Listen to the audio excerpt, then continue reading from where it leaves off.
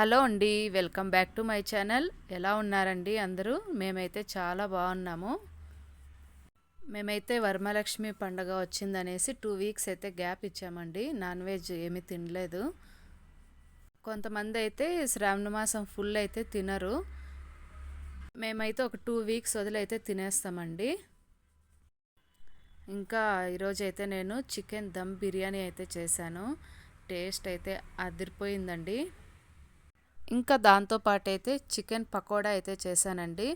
ఎలాంటి ప్యాకెట్ మసాలాలు అయితే వేయలేదు నేను. అన్నీ ఇంట్లో ఉన్న వాటితోనే చికెన్ పకోడా అయితే వేశాను.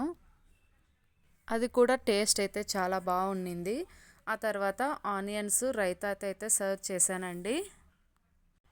ఆ వేడి వేడి బిర్యానీ, ఆ చికెన్ పకోడా కాంబినేషన్ అయితే సూపర్గా ఉంటుంది.